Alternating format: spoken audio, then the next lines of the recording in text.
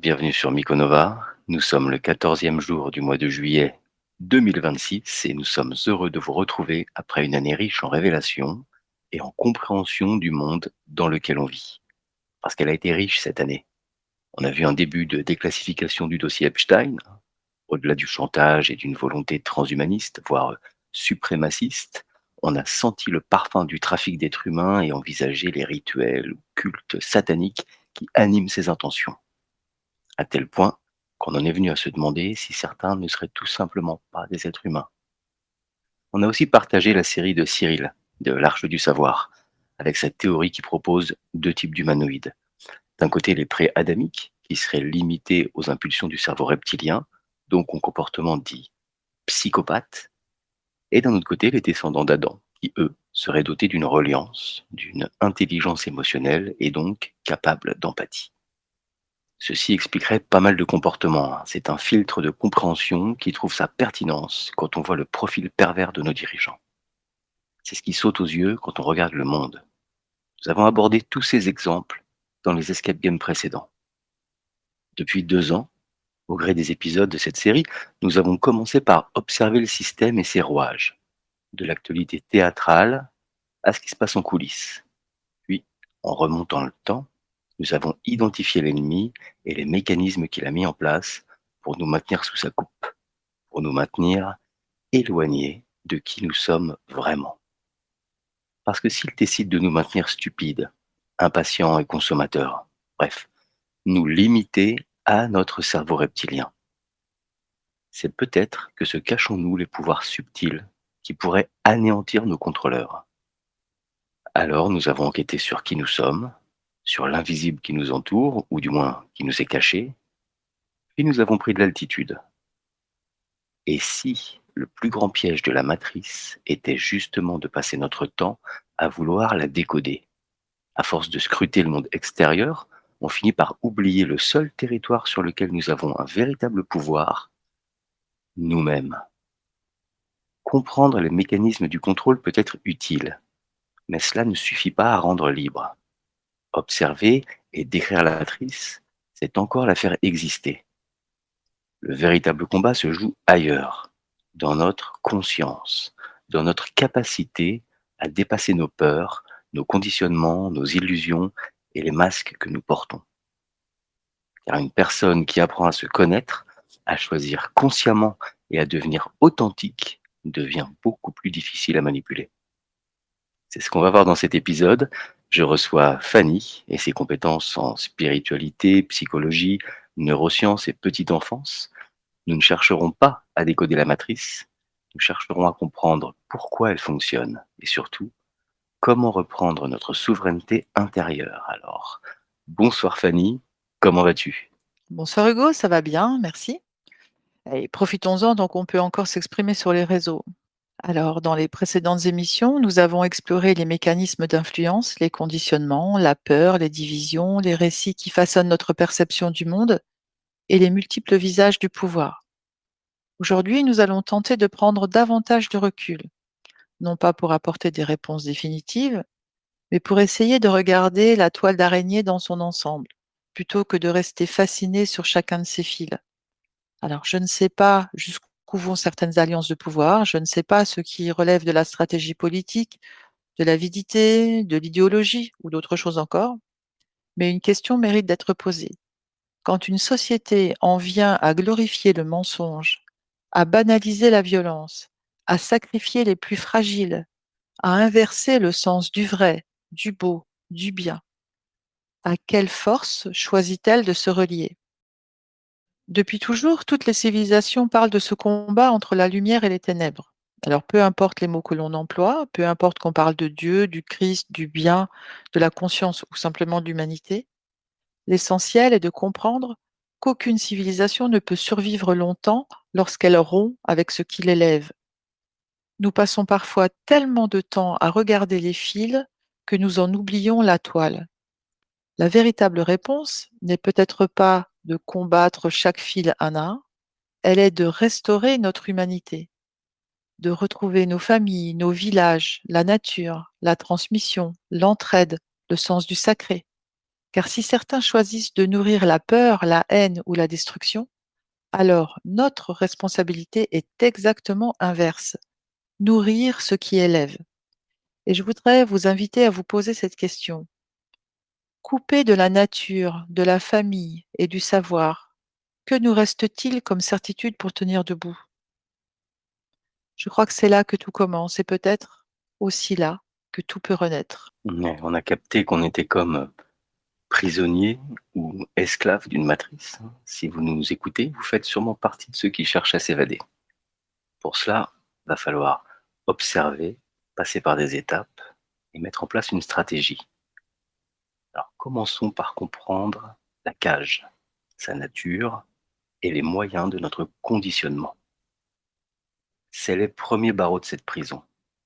Le conditionnement, c'est tout ce qui façonne notre manière de penser avant même que nous ayons appris à penser par nous-mêmes.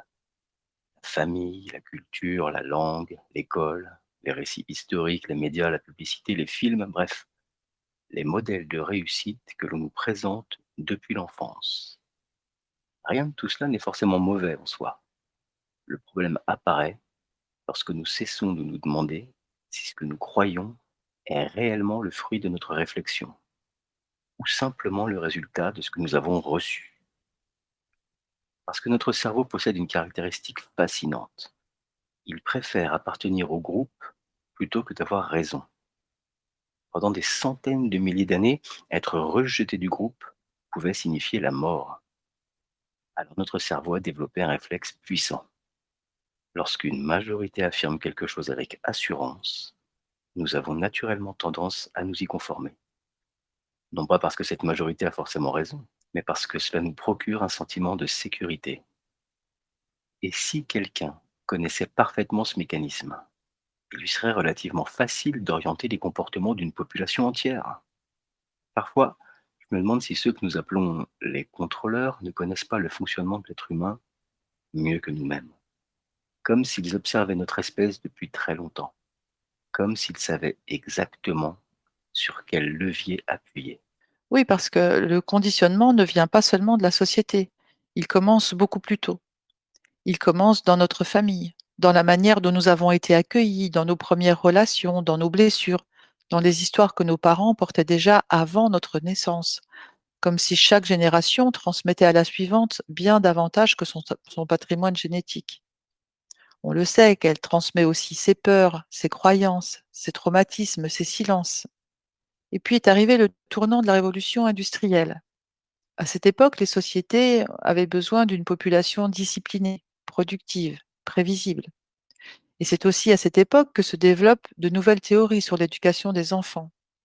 Aux États-Unis, il y avait ces deux médecins, Luther Emmett Holt ou le psychologue John B. Watson. Ils défendent une approche très distante de la relation parent-enfant.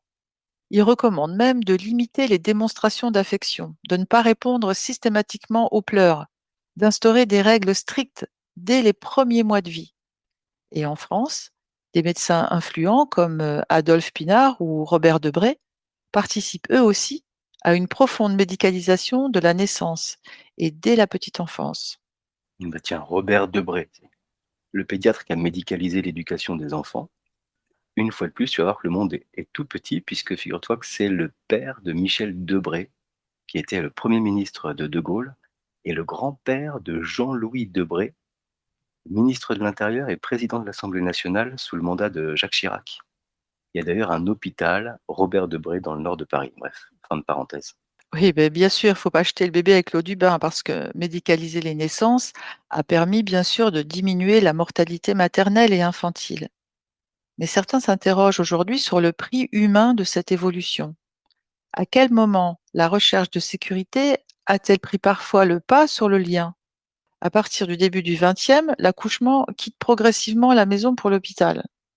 À la naissance, tout va très vite. Le nouveau-né est examiné, pesé, lavé. Le cordon ombilical est souvent clampé presque immédiatement, puis il est parfois séparé de sa mère pendant les premières heures de sa vie. Et pendant longtemps, ces pratiques nous ont semblé normales. Aujourd'hui, pourtant, les recherches sur l'attachement précoce, les neurosciences et l'importance du contact peau à peau nous montrent le contraire. Et si les contrôleurs avaient compris bien avant nous l'importance de ce premier lien? Et si la manière dont un être humain est accueilli dans le monde influençait profondément sa capacité à faire confiance, à aimer, mais aussi à résister? En psychologie de l'attachement, ce premier lien est fondateur. C'est lui qui répond avant même les mots à la première question de toute existence. Le monde est-il un lieu sûr ou un lieu dont je dois me méfier? Spirituellement, j'irai même encore plus loin. J'ai parfois le sentiment que c'est le premier message reçu par une âme lorsqu'elle entre dans la matière. Alors si ce lien est si fondamental, si les premières heures d'une vie façonnent déjà notre sécurité intérieure, notre autonomie, notre capacité à nous relier aux autres, n'est-il pas légitime de se demander pourquoi notre civilisation l'a si longtemps relégué au second plan? Parce qu'un être profondément relié à sa mère devient un adulte plus libre, plus solide, plus difficile à influencer. Et peut-être est-ce précisément ce que nos contrôleurs redoutent le plus, car le premier conditionnement ne commence peut-être pas à l'école ni dans les médias, il commence peut-être dès notre arrivée au monde. Et toute existence commence aussi avec une série d'injections. Aujourd'hui, les premiers vax sont imposés dès le deuxième mois après la naissance. Depuis 2018, on est passé de 3 vaccins obligatoires à 11. Merci Agnès Buzyn, toujours dans ses bons coups, elle et son mari. N'en parle pas, en une seule dose, un bébé de 2 mois en France va se prendre diphtérie, tétanos, polio, coqueluche, hib, hépatite B, pneumocoque. Énorme. Et puis un rappel à 4 mois et encore un autre rappel à 11 mois. Inutile, car à cet âge, surtout si elle allait, le bébé a les anticorps de sa mère. Les décès sont insuffisants. Il n'y a pas non plus d'essais cliniques. Bref, il s'acharne. Ouais, ça fait une première année bien riche en défense immunitaire. Ça se demandait comment on survivait avant. Parce qu'on survivait avant, hein. Mais depuis 2021, on voit une très forte augmentation de mortalité infantile. Et on peut se poser la question, que font-ils du placenta et du fœtus avorté? Pourquoi on retrouve de l'ADN de fœtus dans les vaccins? Où est-ce qu'ils trouvent cette matière première? Est-ce que c'est pour le business ou est-ce que c'est pour des rituels? Ah, tu te poses trop de questions là, je crois. On a dit tout à l'heure que quand on sépare un bébé trop tôt de sa mère, on fragilise le lien d'attachement qui lui donne son premier sentiment de sécurité. Et cette sécurité, elle est essentielle. Sans elle, on grandit plus facilement dans le stress, le doute, la peur de l'abandon ou le besoin d'être constamment rassuré. Et quand le stress devient permanent, on pourrait carrément dire chronique, il influence notre façon de penser, de ressentir, et même le développement du cortex préfrontal, cette partie du cerveau qui nous permet de prendre du recul, de faire preuve de discernement, de ne pas réagir uniquement sous le coup des émotions. Autrement dit, avant même d'apprendre à penser, on a peut-être déjà commencé à nous conditionner. Et ça nous limite au cerveau reptilien. Oui, on peut dire ça. Ah, les méchants, ils aiment bien que les gentils leur ressemblent. Oui, et en plus, ça crée des failles émotionnelles, des failles énergétiques chez les humains qui peuvent les conduire à toute forme d'addiction. Drogue, sexe, sucre, consommation, jeux vidéo, etc. Et ça favorise l'entrée d'entités démons. Ah ouais, tu nous avais expliqué ça dans l'épisode 15. Et oui, parce que nos failles émotionnelles sont des portes ouvertes pour eux. Et ces salopards, ils nous façonnent dès les premières années. Et puis ensuite, on va s'occuper des mamans, avant le travail. En les faisant bosser dans les administrations, en baissant les salaires des papas. Et oui, pour mettre très tôt, trop tôt, les enfants à la crèche et puis à l'école, pour remplir le cerveau et conditionner au mieux, tant que l'esprit est bien malléable. Et ils ne se cachent plus, hein. On a vu des politiques en France, aux États-Unis, au Canada dire votre enfant ne vous appartient pas, il appartient à la République. Bah, c'est vrai que pendant nos 20 premières années, on passe plus de temps avec les profs et les écrans qu'avec les parents. Les parents qui sont censés nous instruire et nous épanouir, mais qui eux-mêmes ont grandi avec ce schéma dysfonctionnel et qui sont bien incapables de donner un socle solide à leur progéniture. Ensuite, dès l'adolescence, on nous sert des images et du son, tout ce qu'il faut pour regarder à l'extérieur. Ils ne veulent pas que l'on se regarde. On pourrait comprendre qu'on a un potentiel à développer. Ça doit leur faire peur. En effet, la culture, le divertissement, c'est aussi une forme d'endoctrinement.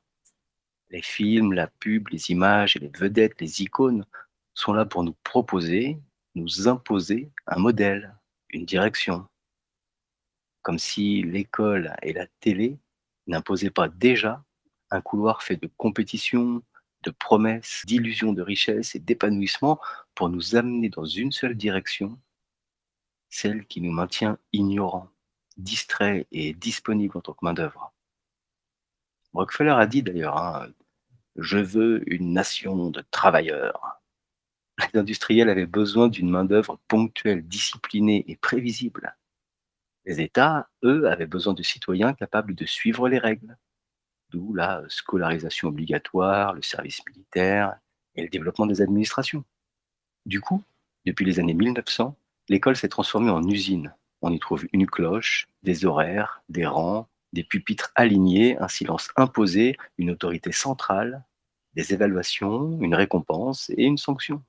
D'ailleurs, tout ce que tu viens d'énumérer là, en histoire des sciences, ça a un nom, ça s'appelle le concept de la co-construction entre savoir scientifique et société. Et ça nous explique que les idées qui répondent aux attentes d'une époque ont davantage de chances d'être enseignées, financées, publiées, institutionnalisées. Et c'est aussi depuis le début du XXe siècle que la science est devenue toute puissante, une autorité. Les gens finissent par penser que la science ne peut jamais se tromper. Ouais, c'est la même blouse blanche autoritaire qui nous impose le discours unique pour la santé ou même pour l'écologie, hein. On les voit brandir des discours comme des épouvantails, comme des panneaux de signalisation pour nous imposer une direction, un mode de pensée et limiter nos libertés en clôturant le chemin de barbelés de la peur. Sous couvert de nous informer, le vrai pouvoir nous fait croire que l'on a choisi librement. Et d'ailleurs, j'ai 2 petites citations pour illustrer, ce que tu viens de dire. La première, c'est de Noam Chomsky: «La propagande est à la démocratie ce que la violence est à la dictature». Et la seconde, c'est Édouard Bernays, hein, on le connaît bien. Dans son ouvrage Propaganda, en 1928, il dit: «L'opinion publique devrait être influencée de manière organisée pour orienter les comportements». Ouais, tout est dit, hein. Il montrait comment des techniques de communication pouvaient façonner les choix collectifs. Quand la communication d'État se drape du discours scientifique, c'est pour nous imposer une orientation dans un couloir de pensée guidé par la peur, vendu en blouse blanche avec une objectivité apparente. Et si on reste sur cette idée que des êtres mauvais veulent qu'on leur ressemble, qu'on agisse comme eux, la peur est le meilleur moyen pour le berger de garder le troupeau sous son autorité et sur le chemin qu'il a décidé. Rappelons que l'inverse de l'amour, c'est pas la haine, hein, mais c'est bel et bien la peur. On a peur de ce qu'on ne connaît pas. Donc les bergers encouragent l'ignorance, la nescience dont nous parlait Marco dans l'épisode 6 là, sur la programmation prédictive. Les contrôleurs entretiennent la nescience des êtres humains afin qu'ils ne découvrent jamais leur véritable nature. La nescience est le voile qui empêche la conscience de se reconnaître elle-même. Oui, en fait, notre cerveau, il n'a pas été conçu pour chercher la vérité. Il a d'abord été conçu pour survivre. Quand il croit qu'il y a un danger, il ne prend pas le temps de réfléchir pendant 3 heures. Il cherche une solution, et vite. Dans ces moments-là, on a tendance à suivre le groupe, à écouter celui qui paraît sûr de lui, celui qui semble avoir les réponses. Et c'est normal. C'est un peu comme ça que notre cerveau fonctionne. Le problème, c'est que la peur réduit énormément notre esprit critique. On remet moins les choses en question, on accepte plus facilement ce qu'on nous présente comme étant notre bien ou pour nous protéger. D'ailleurs, les psychologues connaissent bien ce phénomène, hein. Les expériences de Solomon H l'ont montré. Ils nous montrent que sous l'influence du groupe, notre capacité à dire non ou simplement à douter diminue. Et je crois que l'année 2020 nous en a donné une illustration parfaite, hein, et à grande échelle. Et il y a aussi un autre piège. Notre cerveau retient beaucoup plus facilement les mauvaises nouvelles que les bonnes, hélas. Et pourquoi? Parce que, ben, pour survivre, il vaut mieux repérer un danger que de profiter d'un beau coucher de soleil. Résultat, plus on nous nourrit de peur, plus notre cerveau reste bloqué en mode survie. et moins il prend le temps de réfléchir. Ah oui. Alors, si la peur est le contraire de l'amour, hein, c'est pas la haine, qu'est-ce que la peur? On a peur de ce qu'on ne connaît pas, ce qu'on ne voit pas, ce qu'on ne comprend pas, ce qu'on ne maîtrise pas. Donc, les contrôleurs encouragent l'ignorance, ils musellent la curiosité. Nous vous invitons donc à explorer les différentes peurs, celles qui dorment au plus profond de nous. L'inconfort, le manque, le rejet, l'échec, le jugement, la mort. Ah, la mort, c'est la peur ultime. Si tu crois à l'immortalité de l'âme ou aux réincarnations, tu leur retires un levier, l'emprise qu'ils ont sur toi. Pour le reste, il s'agit d'être courageux, curieux, ouvert, audacieux. Oui, on a vu aussi en neurosciences un phénomène, moi, que je trouve un peu magique. Il suffit de nommer l'émotion que l'on ressent, de décrire ce qui fait peur, pour que l'amygdale se désactive instantanément. Et ça fait tomber le cortisol, qui est l'hormone du stress. Nommer, regarder sans le frisson de la peur, c'est mettre en lumière. Et on a souvent plus peur de ce qu'on imagine que de ce qui pourrait vraiment se produire. Mais la plus sournoise des peurs, c'est celle qui commence par «et si?», celle qui vient de l'endroit en nous où s'expriment le mental et l'ego. C'est en cela que l'on encourage à taire le mental, hein. On ne peut pas le tuer ou le rendre muet, on en a besoin, mais il doit prendre moins de place. Il a trop été nourri par ce système et à dessein. Eh oui, hein, moi, je suis une pro, moi, dans les « et si ». Et ça nous amène à deux questions. La première, pourquoi est-ce qu'on aime se faire peur? Ça paraît bizarre, mais notre cerveau en redemande. Et pourquoi? Parce que la peur le met en alerte. Il libère de l'adrénaline, de la noradrénaline, il se prépare à survivre, et puis quand le danger disparaît, il nous récompense. Il libère de la dopamine. Ça, c'est la molécule du plaisir. Et c'est pour ça qu'on aime les films d'horreur, les montagnes russes, ou même les histoires qui nous font frissonner. Parce qu'on a peur, mais on sait, au fond, qu'on est en sécurité. Et notre cerveau adore ce jeu-là. La deuxième question, elle est peut-être même encore plus importante. Au fond, de quoi avons-nous vraiment peur? Parce que la plupart du temps, c'est pas vraiment du danger lui-même. C'est un peu comme dans un jeu vidéo. Tu finis par oublier que tu tiens une manette. Tu crois que tu es ton avatar. Alors tu te bats pour protéger son armure, ses points de vie, son niveau, sa réputation, bref. Et dans la vraie vie, ben, on fait souvent la même chose. On protège notre métier, notre image, notre place dans le groupe, notre identité. Et surtout, le regard des autres. Parce que l'être humain est un animal profondément social. Si demain tu perdais ton métier, ta maison, ton compte bancaire, tes diplômes, ta réputation et même ton prénom, qui resterait-il? Essaie maintenant de te souvenir de toi quand tu avais 5 ans. Ouais, quand vous n'étiez pas encore passé à la moulinette de l'éducation nationale, comme dans le clip, The Wall des Pink Floyd. Vous étiez encore vous, dans l'authenticité de votre innocence, simple, vraie, sans filtre, sans masque. Que ce soit les masques que l'on porte ou ceux qu'on regarde chez les autres, l'idée c'est de comprendre pourquoi les contrôleurs veulent absolument nous limiter à ces masques. Dans cette matrice, le système nous invite à nous définir par ce que nous faisons ou ce que nous avons, pas ce que nous sommes.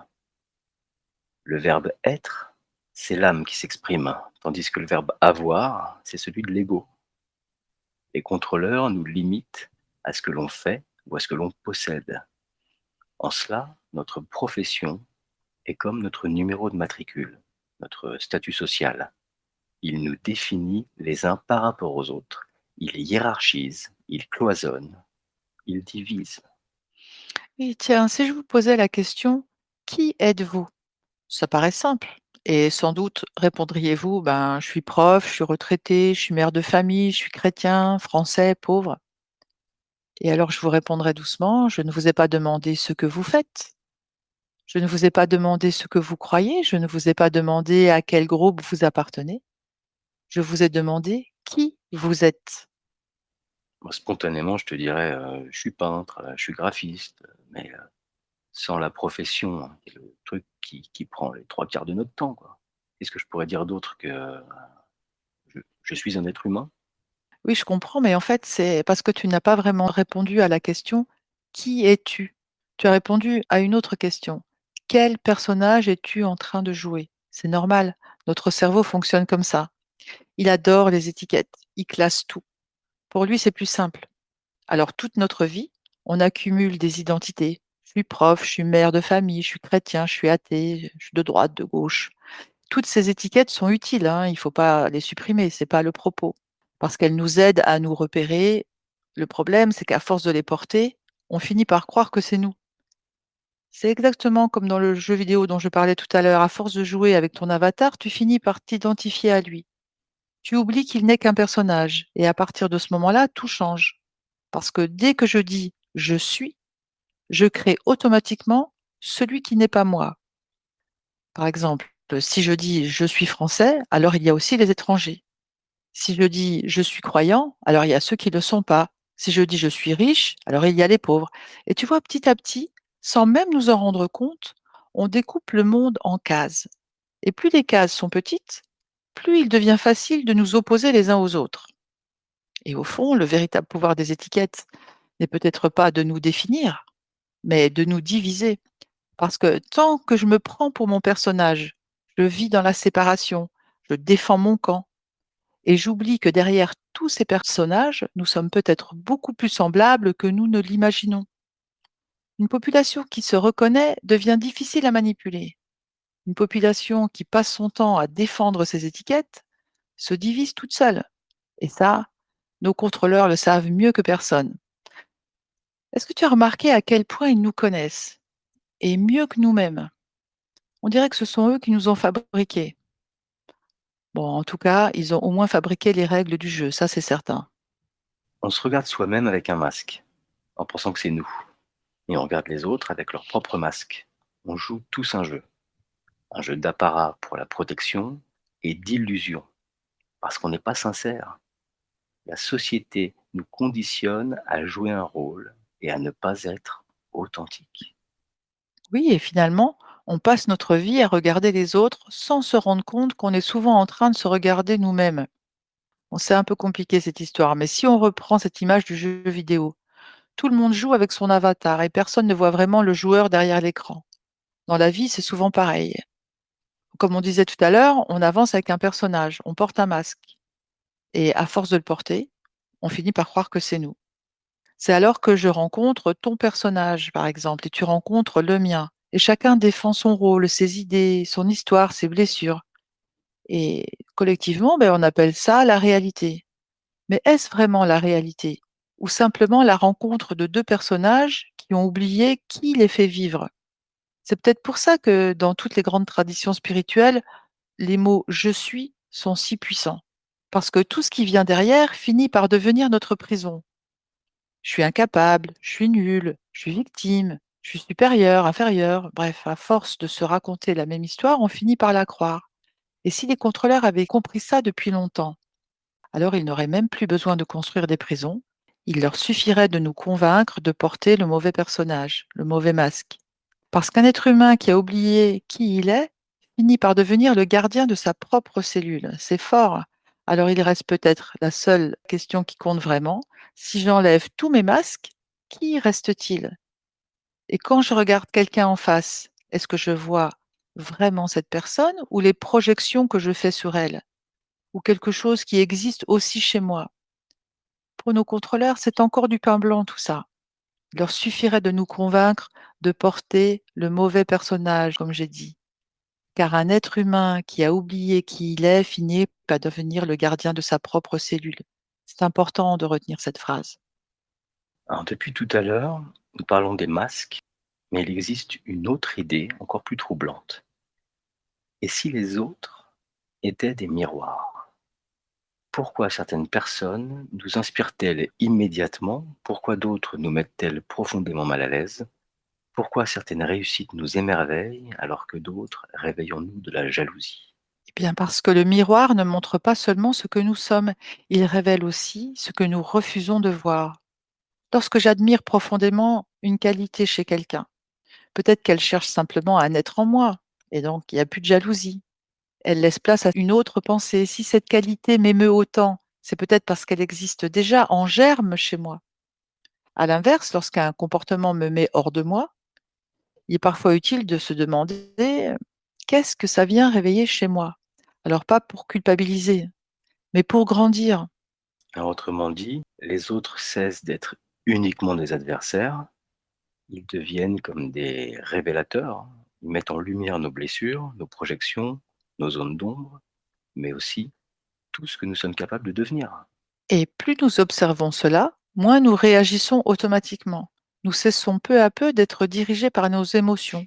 Nous retrouvons quelque chose de précieux, le discernement et la souveraineté, parce qu'un être humain qui se connaît devient beaucoup plus difficile à manipuler.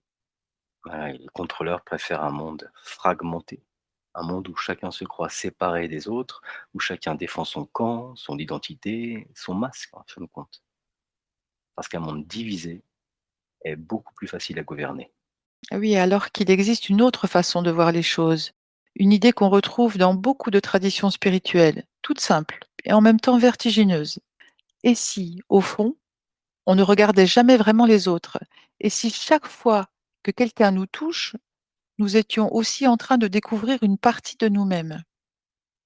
Il y a une expression qui m'a beaucoup questionnée, le fameux «je suis». Pendant longtemps, on l'a traduit «je suis ce que je suis», I am that I am. Mais certains proposent une autre lecture. Je suis, virgule, cela, je suis. Comme si la conscience qui m'habite n'était pas complètement séparée de celle qui t'habite. Comme si nous étions des vagues différentes portées par un seul et même océan. Les vagues sont différentes, elles ont leur propre forme, leur propre histoire, etc. Mais elles font toutes partie du même océan. Des êtres qui se croient séparés alors qu'ils participent tous à une même conscience, à une même source, à une même vie. C'est ce que certaines traditions appellent la loi de l'un. Mais ouais, mais alors, si cette idée d'unité, elle est si juste, pourquoi on a tant de mal à la vivre, à l'incarner dans la matière, à la faire exister? Ben, tu sais quel est le problème avec nos blessures? C'est qu'elles parlent souvent avant nous. On croit prendre une décision, alors qu'en réalité, c'est une vieille blessure qui est en train de décider à notre place. Avec le temps, on apprend tous à porter des masques, pas pour tromper les autres, mais pour se protéger. Si j'ai peur d'être rejeté, je vais tout faire pour être accepté. Si j'ai peur d'être abandonné, je vais m'accrocher aux gens ou au contraire les quitter avant qu'ils ne me quittent. Si je porte une blessure d'humiliation, je vais passer ma vie à vouloir prouver que je vaux quelque chose. Si j'ai été trahi, je vais vouloir tout contrôler. Et si j'ai grandi dans un sentiment d'injustice, je vais vouloir que tout soit parfait. Tu vois le piège? À chaque fois, on croit choisir librement, alors qu'on est simplement en train de protéger une vieille blessure. Et tant qu'on ne la voit pas, c'est elle qui tient le volant. Et c'est pas nous. C'est un peu ce que disait Jung. Tant que tu ne rends pas l'inconscient conscient, il dirigera ta vie. Et tu appelleras cela le destin. C'est peut-être ça, au fond, le plus grand des conditionnements. Ce n'est pas seulement ce que les autres nous font croire, c'est tout ce que nos blessures nous font croire sur nous-mêmes. Autrement dit, la manipulation ne commence pas lorsque quelqu'un agit sur nous, elle commence lorsque nos blessures réagissent à notre place. Exactement. Et c'est pour cela que le travail intérieur n'est pas un luxe. Et c'est même pas seulement du développement personnel, c'est un acte de souveraineté. Il ne s'agit pas d'effacer toutes nos blessures, ça, de toute façon, on ne le pourra pas. Elles font partie de notre histoire. Il s'agit de les regarder, de les nommer, de les comprendre. Parce qu'une blessure que je reconnais cesse progressivement de décider à ma place. Je ne deviens pas invulnérable, je deviens conscient. Et je crois que c'est cette conscience qui est peut-être la plus grande forme de liberté. Se voir sans masque, c'est accepter qui nous sommes, avec nos forces, nos fragilités et nos contours singuliers. Mieux connaître notre individualité nous rend aussi plus stables, libres et donc plus souverains. En développant une estime de nous-mêmes plus juste, nous nous ouvrons plus naturellement aux autres. Lorsqu'on est moins blessé, on cesse de vivre dans la compétition pour entrer dans la coopération. Alors, La rencontre, l'échange avec l'autre devient possible. Nous découvrons que nos différences ne nous opposent pas, elles nous complètent. Elles élargissent notre regard, enrichissent nos possibilités et deviennent une véritable richesse à condition de savoir les accueillir. Le pouce ne sera jamais le petit doigt, pourtant ils appartiennent à la même main. Chacun a sa place, sa fonction, et c'est précisément leur différence qui permet à la main d'agir. En nous débarrassant de nos masques, nous devenons plus sincères et plus authentiques. Nous apprenons à nous définir sans nous enfermer, à nous accepter sans nous rejeter et à accueillir les autres sans chercher à les réduire à nos propres critères. Au fond, accepter d'être soi, c'est aussi accepter que nous avons besoin les uns des autres, parce que c'est dans nos différences que réside notre complémentarité. Et lorsque le miroir devient enfin clair, une dernière chose apparaît: le décor, notre histoire, notre passé, nos regrets, notre avenir, nos inquiétudes. Nous découvrons alors que les contrôleurs ne manipulent pas seulement nos blessures, ils manipulent aussi notre rapport au temps. Mais oui, et si le temps était lui aussi l'un des barreaux invisibles de cette prison? Eh bien, les contrôleurs n'ont jamais eu besoin d'enfermer nos corps. Il leur suffisait de capturer notre attention. Ils ont donc inventé une prison parfaite, le temps. Au moins, en nous apprenant à le lire de manière linéaire. On a vu dans l'épisode 16 que le temps pouvait être perçu autrement que la simple notion du passé, présent, futur, qui nous enferme dans une course effrénée, rythmée par la peur de la sortie de route, nous invitant à ne voir que les regrets et la nostalgie dans le rétroviseur, tout en se remplissant la tête de «et si» face à l'inconnu derrière l'horizon qui se profile devant nous. Et la peur de l'inconnu nous invite à l'angoisse. On est donc obligé de courir entre les regrets et l'angoisse. Il manipule la perception du temps, car le présent est l'endroit où l'homme est créateur. Tu as remarqué?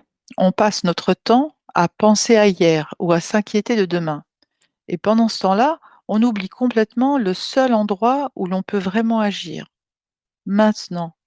C'est peut-être ça le piège, nous maintenir le plus loin possible de l'instant présent, parce que c'est seulement ici que l'on peut créer quelque chose de nouveau. Beaucoup de traditions disent d'ailleurs la même chose. Elles disent que c'est dans le présent que l'on rencontre Dieu, ou si tu préfères, la partie la plus profonde de nous-mêmes. Alors je me pose une question. Et si les contrôleurs avaient intérêt à nous éloigner de cet endroit, à nous éloigner de notre pouvoir créateur, et s'ils connaissaient un secret que nous avons oublié? Regarde ce qui se passe quand, pendant quelques instants, tu es complètement présent. Il n'y a plus le personnage, plus les peurs, plus les vieilles histoires que tes blessures te racontent depuis des années. Il reste juste une présence, une paix, une clarté. À cet instant-là, tu ne cherches plus à l'extérieur ce que tu portes déjà en toi. Tu retrouves quelque chose de précieux, ta souveraineté. Et avec cette souveraineté revient aussi une idée que notre époque a presque oubliée. Nous sommes peut-être beaucoup plus créateurs que nous ne le croyons.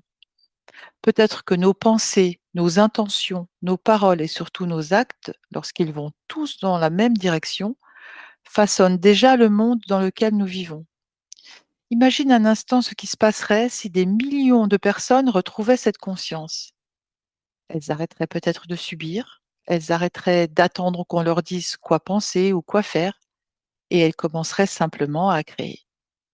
Et c'est peut-être précisément pour ça qu'on a tout fait pour nous empêcher de vivre pleinement le présent. Car un être humain vraiment présent devient beaucoup plus difficile à détourner de lui-même et beaucoup plus libre de créer sa propre réalité. Alors, pour comprendre comment, on peut écouter ce que dit Philippe Guillemont.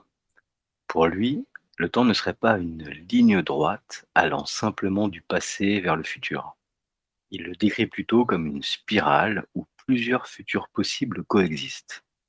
Nos intentions, nos choix et notre niveau de conscience influenceraient la trajectoire que nous empruntons. Dans cette vision, le futur ne serait pas totalement écrit, il attirerait progressivement le présent, tandis que nos décisions façonne le chemin qui nous y conduit. Et d'ailleurs, Guimand ne dit pas seulement que nos pensées créent le futur, il insiste sur la cohérence intérieure, l'intention profonde et le niveau de conscience qui nous font converger vers certaines lignes de temps plutôt que vers d'autres. C'est pourquoi les contrôleurs ne cherchent pas seulement à contrôler ce que nous pensons, mais l'état de conscience depuis lequel nous pensons, parce que c'est cet état qui oriente notre trajectoire. L'état de conscience, c'est ça la clé, hein. On va en faire le titre de cette émission. En parlant de trajectoire, j'ai une métaphore que j'utilise souvent. Imaginez-vous sur la route, au volant d'un beau cabriolet sur une ligne droite, bordée de platanes. Il suffit au contrôleur de balancer une peau de banane comme sur Mario Kart. La voiture glisse et dérape. Si vous focalisez votre attention sur le platane, que vous visualisez l'impact de la tôle se déformer à l'inconfort logistique de voir la belle voiture partir à la casse, la perte d'oseille et les trajets en bus, alors il y a de grandes chances que vous mangiez le platane. Par contre, si vous restez concentré sur la route, focus sur l'horizon, déterminé à arriver à destination sans encombre, alors vous allez pouvoir rétablir la trajectoire, reprendre le contrôle après la glissade et frôler l'arbre sans froisser la carrosserie. Ça, c'est deux trajectoires possibles, conditionnées par l'état d'esprit dans lequel on aborde la situation. C'est l'état de conscience dont tu parles. On pourrait être plus précis avec ce qui se passe en ce moment dans le monde. Écouter les médias mainstream et leur pessimisme, c'est croire à la planète qui se réchauffe à cause de nous, au point qu'on va tous mourir grillés pendant la Troisième Guerre mondiale. C'est nous projeter dans un futur plein de morts et de destruction. C'est nourrir un égrégore qui nous emmène vers un scénario bien sombre. Tandis que regarder l'ennemi, se ridiculiser et voir ses actions sabotées depuis quelques années peut nous encourager à le voir disparaître, nourrissant ainsi un autre égrégore plus optimiste. On a une responsabilité face aux événements que l'on vit collectivement. Oui, d'ailleurs, Viktor Frankl, un psychiatre autrichien du XXe siècle, disait: «On ne choisit pas toujours ce qui nous arrive, mais on peut choisir la manière dont on y répond». Ben voilà, bien dit. Mais bon, là on s'égare, on verra ça dans le chapitre suivant. Pour l'instant, on est sur le temps, et je voulais revenir sur l'idée que les contrôleurs ont rendu payant chaque espace de liberté, nous forçant à employer notre temps à travailler. D'ailleurs, on a vu avec Cyril de l'Arche du Savoir, hein, vous retrouverez la playlist dans les chaînes YouTube Mykonova, que ce seraient les anges déchus qui nous auraient amené l'agriculture et la sédentarité, imposant ainsi la notion de propriété privée, forçant les pauvres à travailler pour les riches propriétaires terriens. Bref, on peut se demander qui et depuis quand on a défini ces règles du jeu. Un jeu qui tourne toujours autour de l'argent. Depuis petit, on nous répète que le temps, c'est de l'argent. Alors certes, le temps est une richesse, mais cette maxime nous pousse à le rentabiliser, comme s'il n'avait de valeur qu'à travers la production ou le gain. La véritable question devient alors le temps ou l'argent. Dans cette matrice, la liberté est largement conditionnée par les ressources matérielles. Nous sommes contraints de consacrer une grande partie de notre vie au travail pour financer ce que l'on appelle le temps libre. D'où cette formule, perdre sa vie à la gagner. Être riche de temps implique sans doute de prendre du recul face au matérialisme et au consumérisme. Sans les nier, l'enjeu est de trouver un équilibre entre répondre à nos besoins et préserver ce que nous avons de plus précieux, notre temps. Cette logique s'illustre aussi dans notre rapport au calendrier. En 1582, le pape Grégoire XIII corrige le calendrier julien en supprimant 10 jours afin de le réaligner sur les saisons. Cette réforme astronomique marque aussi le début d'un temps toujours plus administré, organisé, normalisé. Aujourd'hui, notre calendrier est parfaitement adapté pour gérer les banques, les impôts ou les réunions, mais beaucoup moins pour suivre les rythmes naturels, les saisons, les marées, les phases de lune ou simplement les besoins du corps. À force de vouloir maîtriser le temps, Nous avons fini par le découper, le mesurer et le rentabiliser. Calendrier, horloge, agenda, et finalement une montre connectée pour compter les pas, les heures de sommeil ou les battements du cœur. Le calendrier grégorien est ainsi devenu le symbole d'un temps domestiqué, qui se planifie, se vend, se facture. Les contrôleurs n'avaient peut-être pas besoin de nous voler le temps. Il leur suffisait de nous convaincre de regarder l'horloge plutôt que le ciel. Au fond, tout se résume peut-être à un choix. Le temps ou l'argent, l'horloge ou le ciel. Et c'est bien nos choix que les contrôleurs conditionnent. Le choix, c'est l'outil de notre souveraineté et c'est devenu un luxe. Pour l'utiliser pleinement, il faut considérer notre super pouvoir qu'est le libre arbitre. Dans l'épisode 15 sur la responsabilité spirituelle, on avait vu que le libre arbitre, c'est le choix en conscience entre le petit ange sur l'épaule droite et le petit diable sur l'épaule gauche. Oui, c'est là que ça devient intéressant parce que il semblerait que les contrôleurs ne peuvent pas simplement décider à notre place. Ils ont besoin que nous acceptions. Alors, ils ne nous forcent pas, ils nous influencent. Et c'est pas du tout la même chose. Ils fabriquent le décor, ils installent la peur, ils réveillent nos blessures, ils entretiennent les divisions, ils occupent notre attention, ils nous mettent dans l'urgence. Parce que quelqu'un qui est dans l'urgence ne réfléchit plus. Il réagit. Et une fois que tout est en place, il nous laisse croire que c'est nous qui avons choisi. C'est ça la vraie subtilité et même la perversion. Tu as l'impression d'être libre alors que tout a été organisé pour t'amener dans une seule direction. Et c'est pour ça que le discernement est peut-être l'une des plus grandes formes de liberté. À chaque fois que je m'arrête quelques secondes avant de réagir, à chaque fois que je me demande, attends, d'où vient cette pensée? Est-ce qu'elle vient de la peur, de mon ego, d'une vieille blessure, de quelque chose de plus profond?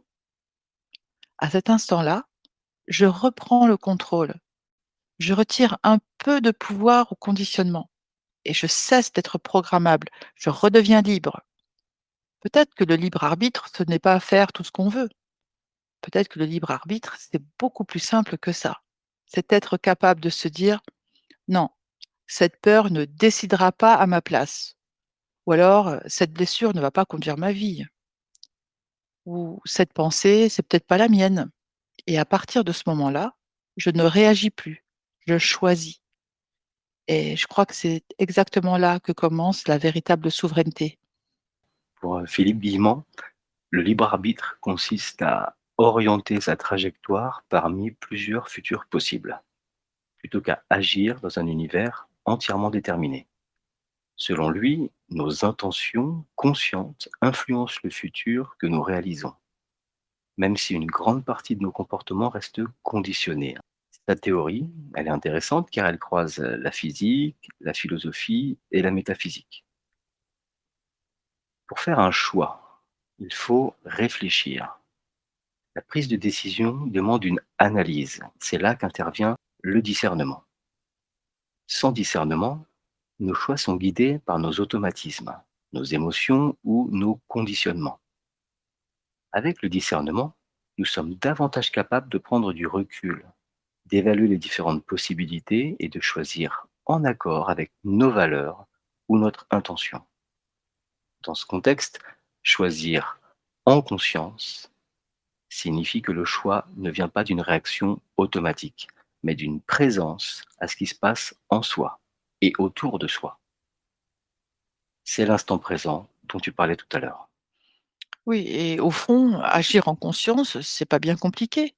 C'est juste prendre 2 secondes avant de réagir. Se demander: «Hop, attends, pourquoi je fais ça au juste? Est-ce que c'est la peur qui parle? Est-ce que c'est mon ego, une vieille habitude, une blessure? Ou est-ce que ça vient d'un endroit plus calme, plus profond en moi?» Tu vois la différence? La plupart du temps, on croit qu'on choisit alors qu'on est juste en train de répéter le même programme. Agir en conscience, c'est sortir du pilote automatique. C'est arrêter de réagir par réflexe et commencer à choisir.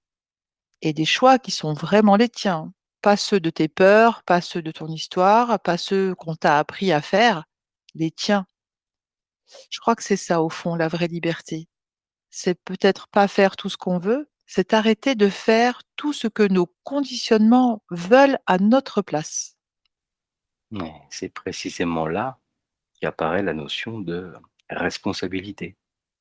Parce que si on a une part de liberté dans nos choix, on a aussi une responsabilité dans la manière dont nous orientons nos pensées, nos actes et notre relation aux autres. Dans cette perspective, la responsabilité n'est pas seulement être coupable de, mais plutôt répondre de ce que l'on choisit de nourrir en soi et de manifester dans le monde. Et dans une approche spirituelle, on pourrait dire que la responsabilité commence là où débute la conscience. Plus je vois clairement, plus je suis invité à choisir avec justesse. Alors cela ne signifie pas que tout dépend de nous, hein, parce que nos histoires, nos blessures, nos contextes influencent nos choix, bien sûr. Mais ça signifie que nous avons une part de participation dans la direction que nous donnons à notre vie. Oui, et est-ce qu'on réagit ou est-ce qu'on choisit? Parce que les contrôleurs nous ont conditionnés pour réagir. Ils connaissent les stimuli.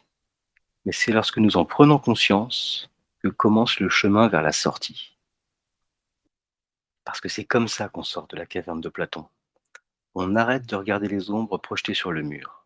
On regarde nos mains, c'est-à-dire nos actions, puis nos pieds, c'est le chemin parcouru, et on voit nos fers, des menottes, des chaînes dont le bruit était devenu la routine de notre condition d'esclave. Une fois qu'on les a vus, on ne peut plus les nier. Ainsi, on finira par les retirer. Qu'importe le temps que ça prendra.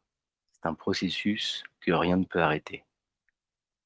L'étape suivante, et sûrement la plus difficile, c'est de se redresser et de mettre un pied devant l'autre. C'est pas facile parce qu'on l'a jamais fait.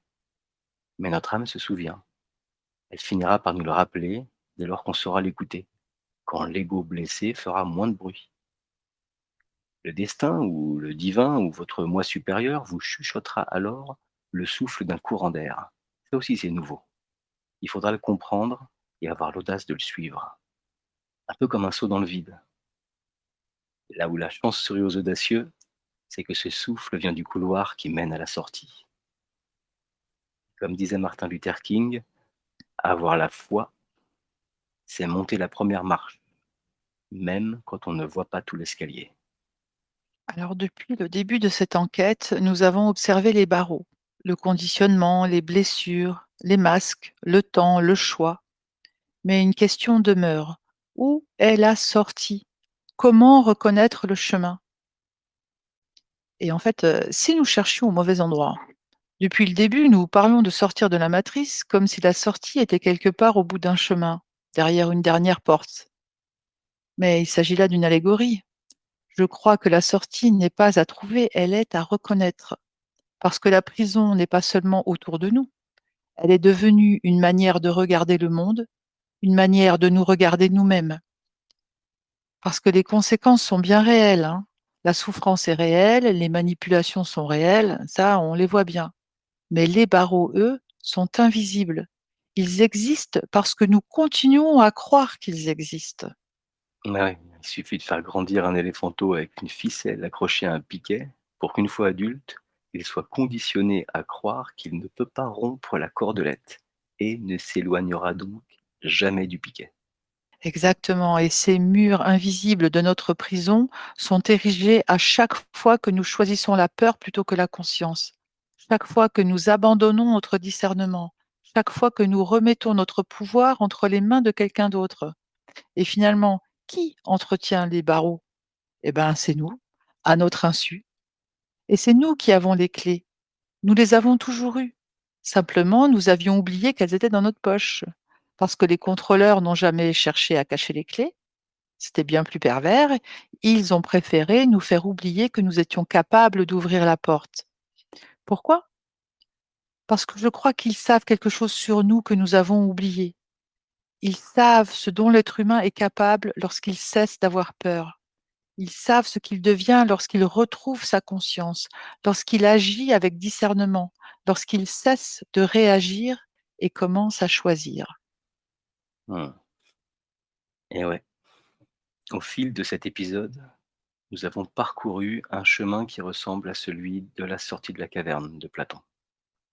Nous avons parlé du conditionnement, de la peur, des masques que nous portons, des miroirs que les autres nous tendent, de notre rapport au temps, et finalement de cette faculté essentielle, choisir.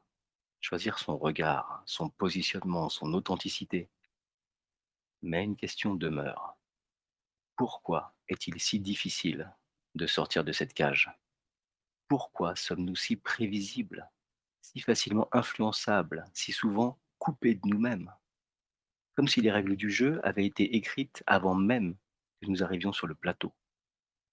Alors appelons ça un système, une matrice, des structures de pouvoir, des archétypes, des archontes, des élites, des contrôleurs, peu importe le nom. Ce qui est troublant, c'est que ces mécanismes semblent connaître nos peurs, nos désirs et nos failles mieux que nous-mêmes. Ils savent où appuyer pour obtenir notre consentement, notre colère, notre distraction ou notre résignation. Alors faut-il y voir uniquement le résultat des siècles d'organisation sociale, l'œuvre de quelques individus particulièrement habiles à comprendre la psychologie humaine, ou existe-t-il des dimensions de la réalité que nous ne percevons pas encore? Je n'ai pas la réponse, hein. C'est peut-être même pas la bonne question, parce que quelle que soit l'origine de cette influence, la seule porte de sortie reste la même. Lorsque l'on dit que nous sommes notre propre sauveur, cela ne signifie pas que nous devons sauver le monde, cela signifie que nous devons apprendre à nous connaître, observer nos automatismes, rencontrer nos zones d'ombre, les comprendre plutôt que les fuir, les dépasser plutôt que les subir. C'est ce qu'on appelle le shadow work, le travail de l'ombre. Car tant que nous sommes gouvernés par nos peurs, quelqu'un ou quelque chose pourra toujours les utiliser contre nous. Être souverain, c'est avant tout ne plus être contrôlé par ce qui nous habite à notre insu. Et si l'éveil n'était finalement rien d'autre que cela, reprendre la responsabilité de sa conscience. Alors, si le but est de comprendre, j'ajouterai une dernière question. Pourquoi? Pourquoi autant d'efforts pour maintenir les êtres humains dans la peur, dans la division et dans l'oubli d'eux-mêmes? L'argent? Non, franchement, ils en ont plus, ils ne pourront jamais en dépenser. Le pouvoir? Non, ils semblent déjà tout contrôler, une bonne partie des institutions, des médias, de la finance. Et si ce qui se jouait derrière tout ça était beaucoup plus profond? En réalité, j'ai pas toutes les réponses et je me méfie des gens qui prétendent les avoir. Mais une question me poursuit. Et si derrière certains pouvoirs, il y avait autre chose que des intérêts humains? Parce que depuis des milliers d'années, toutes les civilisations racontent, chacune avec leurs mots, le même affrontement. Les démons, les archontes, les anges déchus, peu importe le nom qu'on leur donne. Et s'ils se nourrissaient de nos basses vibrations, s'ils en voulaient à notre ADN, ou pire, à notre conscience, bon, en fait, j'en sais rien, mais je trouve fascinant que des peuples qui ne se sont jamais rencontrés racontent au fond une histoire qui se ressemble. Et si ces contrôleurs ne cherchaient pas seulement à contrôler nos actes, mais à nous empêcher de nous souvenir de ce que nous sommes? Parce qu'un être humain qui se connaît, guérit ses blessures, qui retrouve sa souveraineté, devient beaucoup plus difficile à manipuler.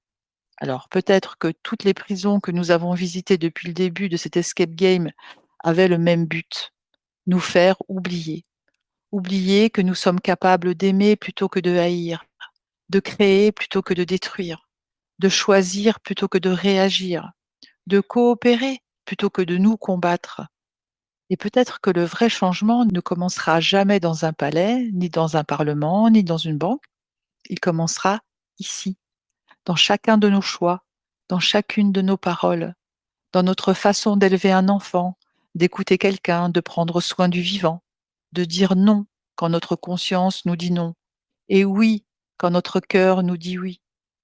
On attend souvent qu'un sauveur vienne changer le monde. Et si c'était l'inverse? Et si le monde attendait simplement que suffisamment d'êtres humains se souviennent enfin de qui ils sont? Parce que j'ai fini par me demander si le véritable escape game n'avait jamais consisté à sortir d'une prison. Peut-être qu'il consistait simplement à sortir de l'oubli. Et si un jour suffisamment d'êtres humains retrouvaient cette mémoire, alors peut-être que plus aucune matrice n'aurait réellement de pouvoir sur eux. parce qu'aucune prison ne peut retenir très longtemps quelqu'un qui découvre que la clé n'a jamais été cachée. Elle était là, depuis le début, à l'intérieur de lui. Wouah, superbe conclusion. On va finir là-dessus. Merci, Fanny. Merci. Merci beaucoup pour ton implication et tes enseignements. Merci aussi à Fred Boussard, Thierry Charpa, Marco Duralex, Boris Bobo et Léo du Canal 17 de nous avoir accompagnés dans cette série. Merci à vous d'avoir pris le temps de nous écouter, d'avoir le courage de vous informer. Vous pouvez approfondir l'expérience Mykonova sur les playlists de la chaîne YouTube ou sur le canal Telegram, le lien est dans la description. Soyez curieux et posez-vous les bonnes questions. Concentrez-vous sur les faits, ne réagissez pas avec vos émotions, ne vous laissez pas distraire et gardez la tête froide pendant la tempête. Rappelez-vous que vous ne pouvez agir que sur vous-même. Suivez les conseils de Gandhi. Soyez le changement que vous voulez voir dans le monde. Et réécoutez Man in the Mirror de Michael Jackson. C'est ainsi que nous sommes en train de reprendre notre souveraineté. Et la planète vibre de plus en plus fort pour nous éveiller. Alors, soyez acteurs de ce monde en pleine mutation. Profitez de cette accalmie avant la bascule pour devenir de meilleurs êtres humains. Prenez soin de vous, restez ancrés et surtout soyez prêts, car le meilleur est à venir.